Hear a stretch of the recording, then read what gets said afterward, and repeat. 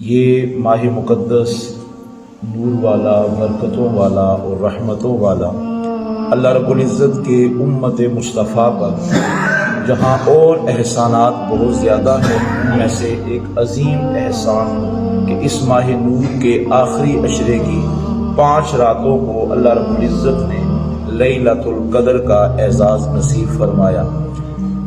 ہر بندہ تقریباً معلومات رکھتا ہے، جانتا ہے۔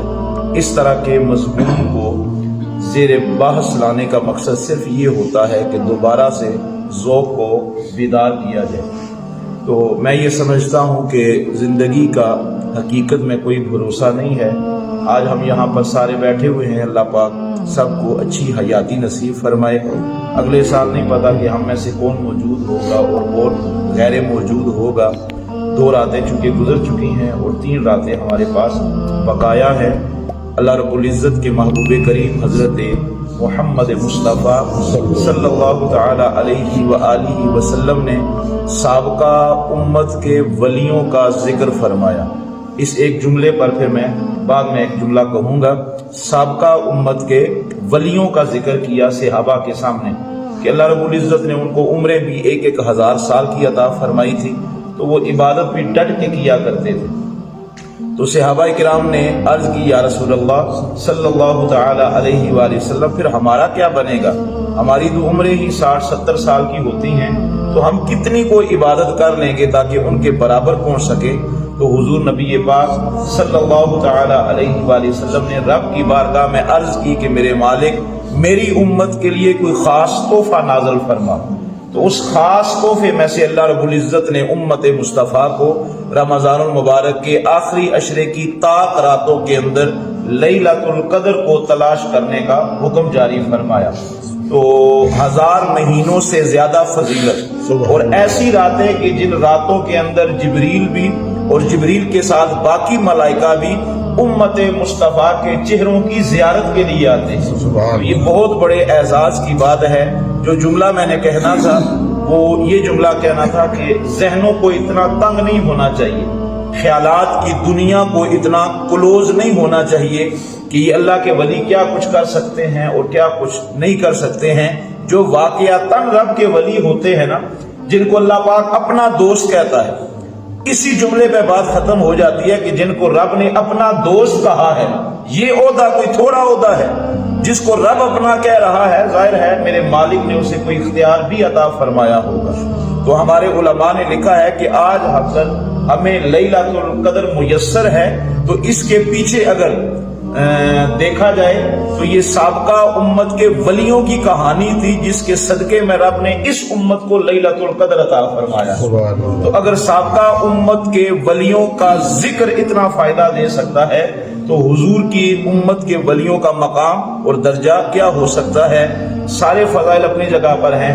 حضرت ام المؤمنین حضرت عائشہ صدیقہ رضی اللہ تعالی عنہا آپ ارشاد فرماتی ہیں کہ جب ماہ رمضان کا آخری عشرہ آتا تو حضور کمر کو کس لیتے۔ کمر کو کسنے سے استعارہ مراد ہے۔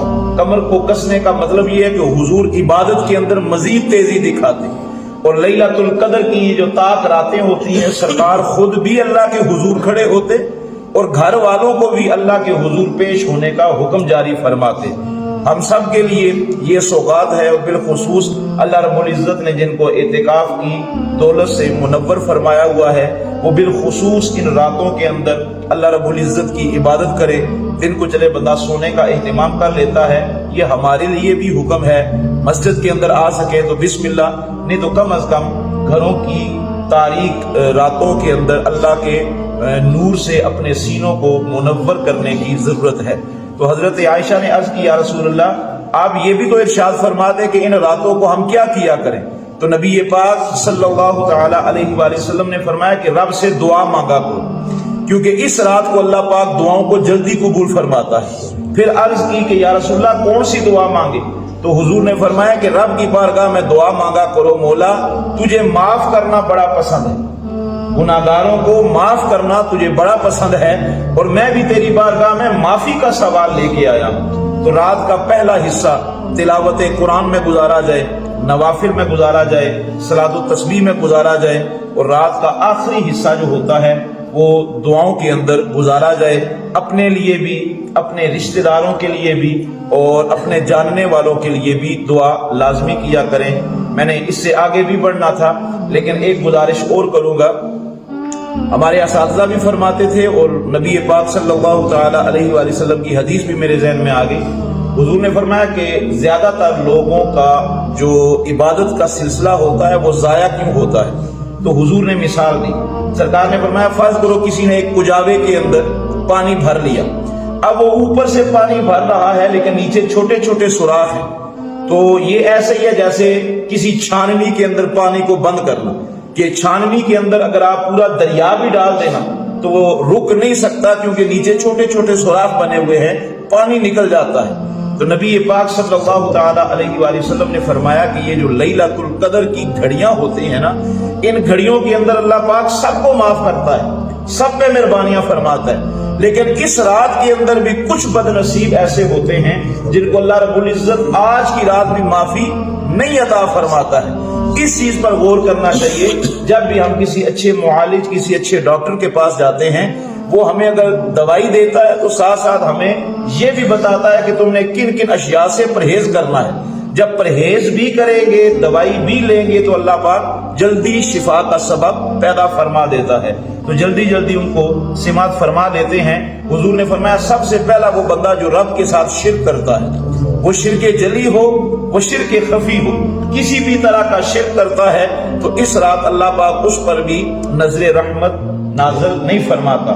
دوسرے مقام پر حضور نے ارشاد فرمایا، اور خاص کر کے دور حاضر کے اندر جن عجیب سے مسائل کے اندر آج امت مصطفیٰ الجھی ہوئی ہے، رشتہ داروں کے ساتھ قطع رحمی کرنا، حضور نے ارشاد فرمایا کہ اس رات کو اللہ پاک ایسے بندوں کو نہیں بخشتا ہے، انہیں مغفرت نہیں عطا فرماتا ہے۔ 100 طرح کے مسئلے ہوتے ہیں، 100 طرح کے مسائل ہوتے ہیں۔ بعض چیزیں ایسی ہوتی ہیں نا کہ جن پر بندہ عمل کرتا ہے تو اندر سے آواز آتی ہے کہ نہیں یار الحمدللہ میرا دل مطمئن ہے۔ میں اکثر گھر کے اندر بھی یہ جملہ کہتا ہوں کہ یہ جو حسد کرنا ہوتا ہے، کینہ کرنا ہوتا ہے، کسی کے متعلق بغض رکھنا ہوتا ہے، یہ مالک کا بڑا فضل ہے، بڑا کرم ہے، آپ پر بھی ہوگا، لیکن اگر میں اپنے دل پر غور کرتا ہوں تو مجھے اندر سے یہی آواز آتی ہے کہ الحمدللہ ثم الحمدللہ کہ اس برائی سے رب نے ہمیشہ کے لیے پاک رکھا ہوا ہے، یہ اس کا فضل ہے، یہ اس کا کرم ہے۔ اسی طرح رشتہ داروں کے اندر دیکھیں، لازمی نہیں ہوتا کہ ساری دنیا آپ سے پیار کرے۔ جب مخلوق خدا نے نبیوں کو نہیں چھوڑا، رسولوں کو نہیں چھوڑا، تو آپ اور میں کیا حیثیت اور کیا قیمت رکھتے ہیں؟ تو بسا اوقات گھر کے اندر یا باہر کوئی دوست احباب جب یہ جملہ بولتے ہیں کہ فلاں نے آپ کے متعلق یہ بات کی ہے یا فلاں نے آپ کے متعلق یہ جملہ کہا ہے، تو میں یقین کرے کہ اسے ہنس دیتا ہوں۔ میں کہتا ہوں کہ اللہ پاک نے آپ ان ساری منزلوں سے نا میں اوپر چلا گیا ہوں، اب اس طرح کی جتنی بھی باتیں ہوتی ہیں وہ الحمدللہ میں ہنس کے برداشت کر لیتا ہوں۔ تو یہ زندگی کی ٹھوکریں ہوتی ہیں، تو انسان کے ذہن میں، دل کے اندر یہ سوچ ہونی چاہیے، مولا کوئی کچھ بھی کہتا رہے، میں نے تیری بارگاہ میں پاس ہونا ہے، میں نے تیری بارگاہ میں نمبر لینے ہیں۔ رب کی بارگاہ میں بندے کا پاک و صاف ہونا لازمی ہے، باقی دنیا تو کیچڑ لگاتے ہوئے پیچھے نہیں ہٹتی ہے۔ تو اس لیے ان ساری چیزوں کو پیچھے رکھ کے رشتہ داروں کے ساتھ، اہل محلہ کے ساتھ اپنے تعلقات کو بندہ بہتر سے بہتر کرنے کی کوشش کرے۔ تیسرے مقام پر حضور نے ارشاد فرمایا شراب پینے والا بندہ، چوتھے مقام پر حضور نے فرمایا تکبر کرنے والا بندہ، چھٹے مقام پر حضور نے فرمایا چغلی کھانے والا بندہ۔ اکثر گناہ ایسے ہوتے ہیں نا جو ہم کر جاتے ہیں اور ہمیں احساس بھی نہیں ہوتا کہ یہ گناہ ہم سے ہو رہا۔ فرض کریں کسی کی ذات کے متعلق ہم نے بحث شروع کر دی تو اسی کو غیبت کہتے ہیں، اسی کو چغلی کہتے ہیں، لیکن ہم اپنے دل کو تسلی دینے کے لیے پتہ کیا جملہ بولتے ہیں، اور جی میں نے غیبت تو نہیں کی، میں تو ویسے ہی بات کر رہا تھا۔ یہ جو ویسے والا جملہ ہے نا، اس ویسے کے اندر ہم سارے ہی رگڑا نکال جاتے ہیں اور دل کو بھی ادھر سے ہم نے مطمئن کیا ہوتا ہے، حالانکہ اس وقت ہم گناہ کبیرہ کے اندر ملوث ہوتے ہیں۔ اور آخر میں حضور نے فرمایا جو والدین کا نافرمان ہوتا ہے، اس رات کے اندر اللہ پاک ان 7 بندوں پر نظر رحمت نہیں فرماتا۔ اللہ رب العزت کی بارگاہ میں دعا ہے کہ رب کائنات اپنی بارگاہ سے خیرات کا سلسلہ ہمارے لیے جاری و ساری فرمائے۔